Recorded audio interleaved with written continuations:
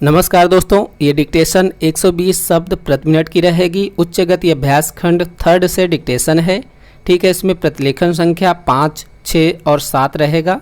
दोस्तों, अगर आपके पास ये मैगजीन है तो आप हमें स्कैन करके भेज सकते हैं। ठीक है, आपको यहाँ पर कुछ धुंधला दिखाई दे रहा है तो ये ऐसी ही PDF है। अगर आपके पास साफ कॉपी हो तो फिर आप हमें टेलीग्राम में सेंड कर सकते हैं। ठीक है, अगर आपको पसंद आए, आपके लिए हेल्पफुल हो तो वीडियो लाइक ज़रूर कीजिएगा। चलिए डिक्टेशन स्टार्ट करते हैं। 3, 2, 1 स्टार्ट।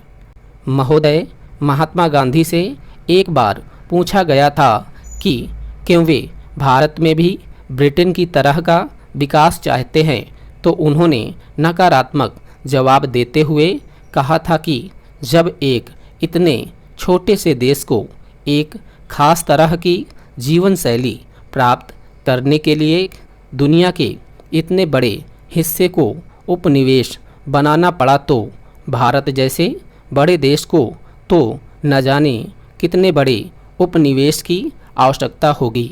दूसरे शब्दों में उन्होंने कहा कि बाहरी वैभव पर आधारित विकास जो दूसरे के संसाधनों की लूट घसोट पर आधारित हो, कभी भी आदर्श या अनुकरणीय नहीं माना जा सकता है।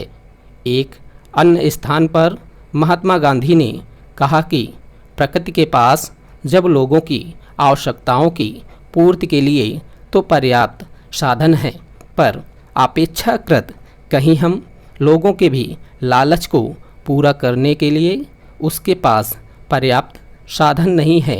दूसरे शब्दों में, जब तक हम धरती से केवल अपनी आवश्यकताओं की मांग करेंगे तब तक तो कोई समस्या नहीं है, लेकिन यदि अंतहीन लालच का दबाव कुछ लोग भी धरती पर डालेंगे तो कई गंभीर समस्याएं उत्पन्न हो जाएंगी।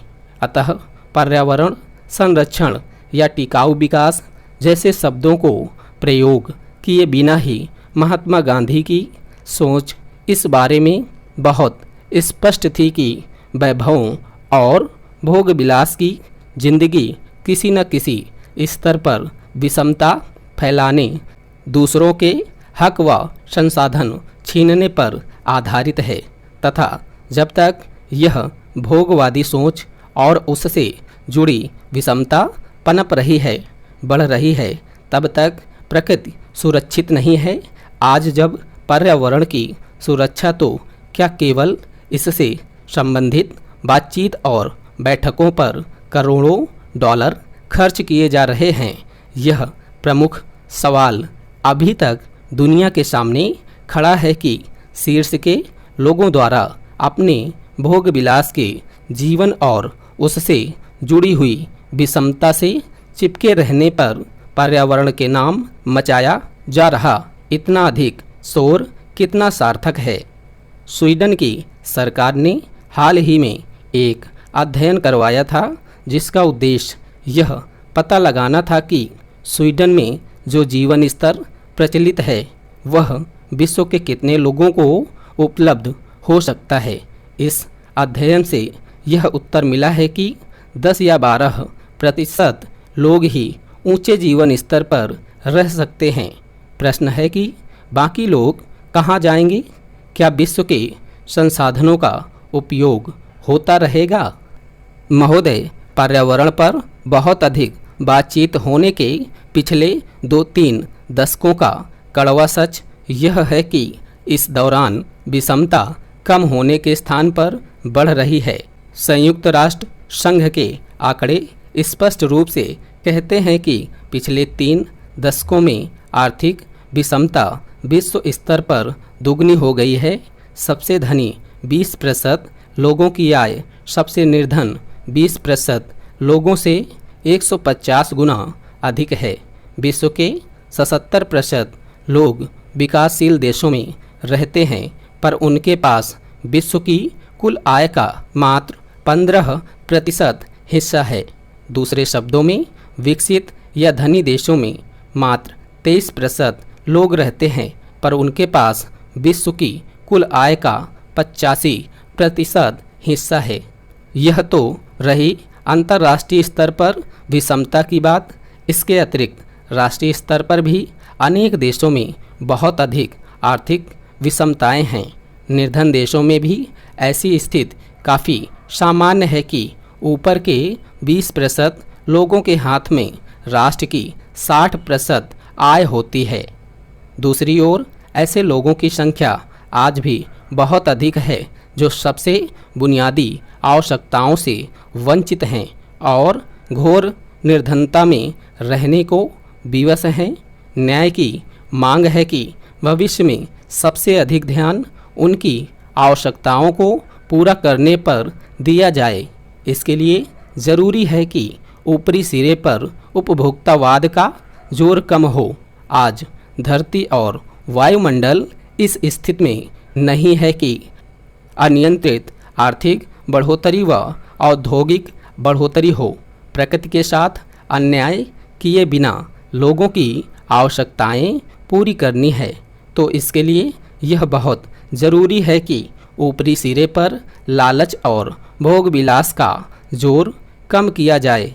पर समस्या यह है कि धनी और शक्तिशाली जिन लोगों का तमाम विकास नीतियों के साथ साथ पर्यावरण नियोजन पर भी आधिपत्य है, वे पर्यावरण संरक्षण के लिए और सब बातें करने को तैयार हैं, बस अपने भोग विलास और लालच को ही छोड़ने को तैयार नहीं हैं। चाहे वह विश्व बैंक, अंतर्राष्ट्रीय मुद्रा कोष की नीतियां हों या विश्व व्यापार संगठन वार्ता के दौरान हुई खींचातानी या संयुक्त राष्ट्र अमेरिका जैसे शक्तिशाली देशों द्वारा निर्धन देशों पर डाला गया दबाव। कहीं यह पता नहीं चलता कि धनी देश या उनके द्वारा नियंत्रित संस्थाएं वास्तव में निर्धन देशों को मदद करने या विषमता को कम करने के प्रयास कर रहे हैं। अध्यक्ष महोदय, आज देश में जागरण की दौड़ रही है। चारों ओर आशावादिता और आत्मविश्वास है, साथ अधीनता भी देखने को मिलती है। आपने युद्ध का उल्लेख किया है, इसमें कोई संदेह नहीं कि उसमें हमारी जीत से आत्मविश्वास की भावना को बल मिलता है। यह भावना सुदृढ़ हुई है कि हम जिस काम को लेते हैं उसे पूरा कर सकते हैं, किसी चुनौती का सामना कर सकते हैं। लेकिन मैं समझती हूँ कि लोगों को आशावादिता केवल इसी कारण से नहीं है। अंशतः ऐसी दिशा ग्रहण की जा सकती है जिसमें उनकी ज़रूरतों पर विचार किया जा रहा है। अंततः उन चीज़ों में बदलाव लाने की कोशिश देखने में आ रही है जो परिस्थितियों के अनुकूल नहीं है, या गरीबी हटाने के लिए हमारे कार्यक्रमों को तेज़ी से लागू करने के समक्ष आती है। यह भावना आज दूर दराज के स्थानों में रहने वालों तक भी पहुंच चुकी है और इस निर्णायक मौके पर यह हम सब लोगों का जो अपने अपने काम में चोटी पर हैं दायित्व है कि हम सभी साधनों को जुटाकर आगे बढ़ें। हमारे पास अनंत काल नहीं है। जैसा कि मैं पहले एक मौके पर कह चुकी हूँ कि हमने अगले 3 या अधिक से अधिक 4 वर्षों में निर्णायक कदम उठा लेने हैं। अगर इस दौरान हमने यह दिखा दिया कि हमारा रास्ता लोकतंत्र का है, शांति का है, सहयोग का है, एक दूसरे की मदद करने का है, अगर 3 या 4 वर्षों में हम यह दिखा सकें कि यह रास्ता हमें आगे ले जाता है, तब मैं समझती हूँ कि हमें भारत के भविष्य को लेकर किसी तरह की आशंका पालने की आवश्यकता नहीं है। लेकिन अगर हम इसमें किसी भी कारण से असफल रहे, चाहे सरकार की गलतियों से या उद्योग व व्यवसाय की त्रुटियों से या एक वर्ग द्वारा अन्य वर्गों की अपेक्षा अपने अधिकारों और ज़रूरतों के बारे में अधिक तीव्र भावना के कारण, तो हम सबको एक साथ कठिनाइयाँ झेलनी होगी। किसी एक या दूसरे वर्ग को नहीं बल्कि पूरे देश को।